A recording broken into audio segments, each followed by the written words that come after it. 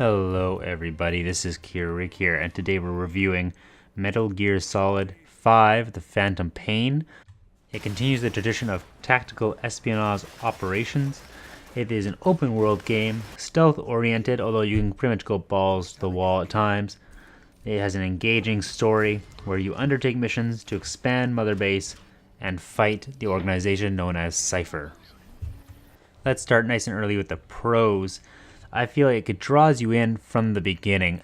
Excellent first mission, very cinematic game overall, but the cutscenes and the amount of design that went into kind of setting you up for these climactic events, whether or not it be in-game when you're in control or during the footage, the cutscenes, if you will, it just automatically sucks you in from the beginning with action and suspense, and it's something that every game should take a page from. In my experience, it ran extremely well, even on my older hardware. Basically no gameplay stuttering or any of that stuff at all. Now, the gunplay I thought was really good. There's a lot of different weapons to choose from. You do have to research them to a degree, but they're all kind of somewhat similar and somewhat unique. Like machine guns will all sort of fire in the same way, but they all have different styles, and once you find one you like, you can basically settle with that, but you don't have to. The iron sights are very awesome. I found them to be pretty darn accurate, and it feels good. It feels just like the Metal Gear series always has. When you shoot your gun, there's a choo-choo-choo, and you know what I mean? It kicks back a bit. It's not too much. It's not too loud. It's pretty awesome. In general, I feel like it would function very well as an FPS style gameplay if it needed to, but it doesn't have to be that fast paced, right? You can take your time, you can aim down the sights, there's multiple sights and multiple zooms, you can customize your weapon. It's a nice system for the gunplay. Now the story in general, it adds to the canon of the series. There have been some retcons involved a little bit, but I feel like Kojima did a great job working this in as like a concluding chapter.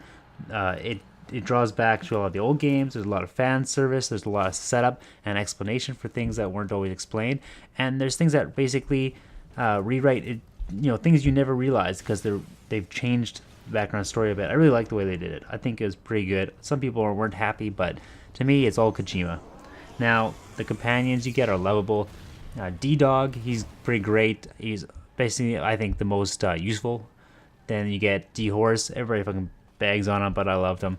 Quiet, I didn't like her at first, but fuck, she grew on me, and the cutscenes with her are just wicked amazing. And then, of course, D-Walker, and fuck him, it's a robot, I don't care. Now, the short mission format was pretty pleasant. It wasn't continuous like in the old games. You can't just run around the open world and fuck shit up, but it's not like linear like the old games used to be. In this case, you basically undertake a mission, and then you deploy to that mission area, which is in the same map as the open world, and then you complete that mission, and you can chop her out, or you can continue on, accept other missions, etc. Now, there's lots to explore when you're not doing the missions. You can pick up flowers, you can find blueprints, you can take over bases, all these different things. It was pretty full. Even though the world is big and there's some fairly empty patches, I think it's realistically spread out, and there's lots of stuff to do. Now, the small mission format lets you come back, do a little at a time, and then you can just take off. Some of the missions are longer. Those are basically the story missions, but all the side-op missions are very time-considerate. I found it easy to pop in, do what I need to do, and pop out. There is some repetition to them, but overall, there's a pretty large variety to keep you busy. Now, reflex mode, I really like this as an addition to the series. In the old games, when somebody saw you, the exclamation mark would go off, and it would be like, bam, oh shit, I guess I got caught. In this one, on the regular difficulty, you can turn it off if you want, or if you play on extreme difficulty on the later missions, the reflex mode is not there, but it basically allows you to get some kind of shot off if someone spots you. So when you're spotted, time slows down, you can take your shot, probably pick that guy off, and avoid the alarm being set off, or avoid detection, basically. Now, I'd say the game is pretty outrageous at times, but it's fun, and that's the way Metal Gear kind of is, tackling serious problems with deep stories, but also having a laugh at itself now and then. I think that's important, and they did a good job with that. Now, here's the cons. I think they mishandled the ending a little bit. I know the game supposedly was not finished entirely. But near the end of the game, some of the missions are reused, and I didn't really like that. Don't do that to me. If you're gonna like me do the mission on extreme or total stealth or whatever, fine. Let me choose that as an option for a mission I already played, but don't try to repackage it as a new mission. I didn't appreciate that too much. And then the ending, I feel like, of course, it wasn't the intended ending, but they could have cut it a little bit sooner. I think a quiet exit should have been probably the last mission. Instead, you had to do that stupid hospital mission again, and I understand the point they're making with it. Like, it was crucial to the story in some way, but I don't think you had to play through the whole mission again to really make it the point across, right? It kind of ruined it for me. I never really wanted to end a mission until that mission. Now, there weren't enough cutscenes for my liking. Metal Gear series is always rich with cutscenes to the point where it's like you're watching a movie. And this one didn't have it as much. I know Kiefer Sutherland is voicing Snake in this one. But, you know, I would have liked to hear a bit more. He actually wasn't bad. I didn't mind the change. And they spent big money on him, I imagine, so why didn't they use him more, right? More cutscenes. All the ones, especially the close quarters combat cutscenes, were just amazing. I fucking loved it. That's one of the things that really just grabbed me and pulled me in. Another thing I didn't really get into very much was the online mode and the PF fights. Online mode is basically just a team deathmatch and shit like that, and it's not very populated, it seems. Everybody kind of knows what they're doing. You get shot from really far off and there's no chance. I was not a big fan of it. The PF fights is basically just, I don't know, it's not even something you get to witness. It's like you just tell your troops to go attack and there's success or there's failure based on your stats. It wasn't really necessary to me. I understand what they're trying to do, keep like an online community going a little bit, but that's not really the Metal Gear that I wanted. Now, the unskippable helicopter rides, little things like that, at times detract from the gameplay. I know there's mods to fix that, but, you know, after the 200th time, you don't really want to see the helicopter fly in, fly out scene again. Now, your companions can be a little finicky at times. What I mean by this is basically, for example, D-Dog. You tell him to sick somebody. I found a lot of time he would kind of get part way and then stop, which was not that great. Or quiet, trying to get her to focus on the person you want her to focus on, or fire more immediately, like there's a bit of a delay and stuff like that.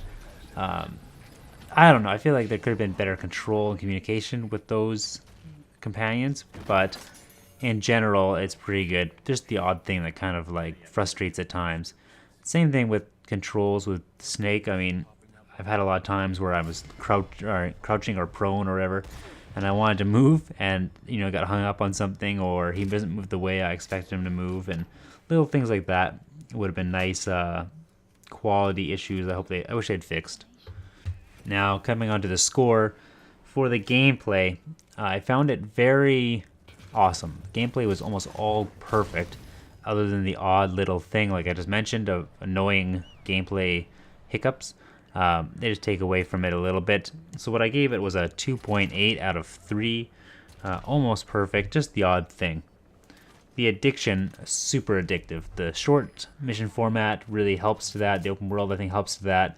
And I found myself just like coming back. I gained like 88 hours in like 3 weeks or something stupid like that, or 4 weeks, which is a lot of gaming for me.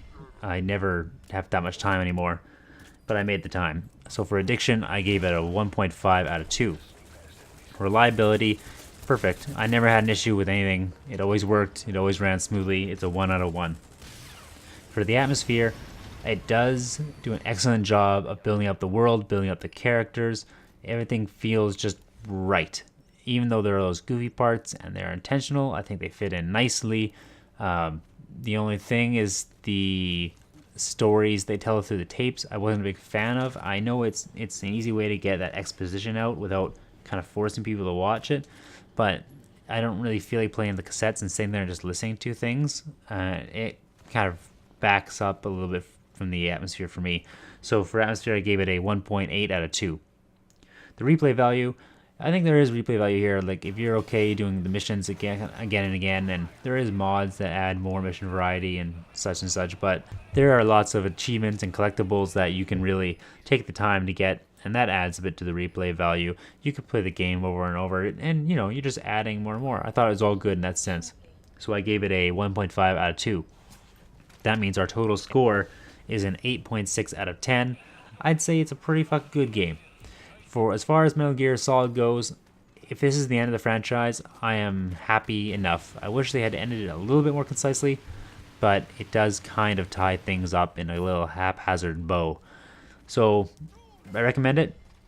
You can usually get it on a really good sale. I think I got it for $7 Canadian, which was pretty awesome off Humble Bundle store. So you check it out. In the meantime, guys, thanks for watching. Play some games, stay safe, and I'll see you all again soon.